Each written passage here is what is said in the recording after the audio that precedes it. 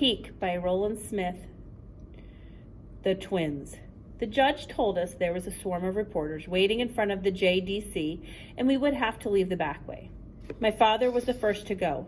He said he had some errands to run and he would meet me at the airport. It occurred to me that I should thank him, but by then he was halfway down the hallway, tearing the tie off his neck like it was an anaconda. I guessed I would have plenty of time to thank him later, since we were going to spend the next 3 years together. Mom gave me my passport and a small backpack stuffed with clothes. Rolf had gone off to find the twins. "Are you coming to the airport?" I asked, still feeling a little numb. "Of course," she said, "but we may not have time to wait for your flight to leave. Rolf has a trial." I flipped through the pages of the passport. "So you knew I was leaving?" "Not really," she answered. "Josh got in late yesterday and we spent the whole night trying to put this together." "Are you okay with this?" "I don't know," she said. "It would have been nice to plan it out a bit more, but Josh has to get back. It's probably just as well. I think the thing that tipped it for the judge was the fact that you would be gone today." "Poof," I said. She smiled. "And I can get you back as fast as you disappeared, and we can get you back as fast as you disappeared." She pulled out a credit card and an international calling card from her purse and gave them to me. "If things go sour or you just want to come home, use them." I slipped the cards into the pocket of one of my moleskins in the backpack. "Once you get there, we'll ship whatever clothes you want." "How long?" I asked. "That's up to you, I guess. If you make it to the end of summer, we'll reevaluate. If you want to come back sooner, all you have to do is call." The judge didn't put any restrictions on when you could come back. "What about Dad?" I said. I know exactly what you mean," she said. "Josh seems to have mellowed since the last time we saw him. He traveled a long way to help." I can't tell you how shocked I was when he stepped into Tracy's office. At that point, we were absolutely desperate. The best Tracy thought she could do was to get a reduced sentence. Josh listened to the situation, then proceeded to outline exactly what happened today in the courtroom. When you're at the end of your rope, there's no one better than Joshua Wood. Unfortunately, he doesn't pay much attention until you're dangling. She laughed. Rolf and Tracy said he should have become an attorney instead of a mountain climber. "I'd better go talk to the twins," I said. As soon as Rolf and Mom left us alone, Patrice and Paula burst into tears. "Who's going to walk us to school? Who's going to walk us home? Who's going to play with us at the park? What about our birthday? Why did you have to climb that stupid building anyway?" It was easy to become confused around the two Ps. They had a mysterious way of looking at things. They also tended to finish each other's sentences as if they shared the same brain. I guess I should explain our relationship. They were born on my 8th birthday, which at first did not go over very well with me. You don't want to spend your 8th birthday in a loft with the babysitter while your mom and nervous stepfather are at the hospital having twins. From then, your special day is going to be the twins' special day too.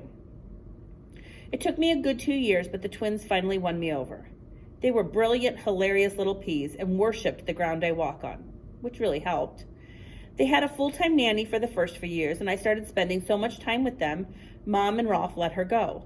Paula and Patrice were probably the best birthday presents I could ever have gotten. And for the first time since I'd gotten busted, I really regretted climbing that stupid skyscraper. What was I going to do without the two Ps? "We read that your daddy is not the same as our daddy," Patrice sniffled. I cringed. Another terrible result from the moron climbing the skyscraper. We had never told them I was their half-brother. Rolf and Mom thought it would just confuse them. They always underestimate the twins. But I hadn't wanted them to learn it from the newspaper. It hadn't taken the reporters long to figure out Spider Boy was Josh Wood's son. "We're half-sisters," Patrice said. Paula shook her eyes.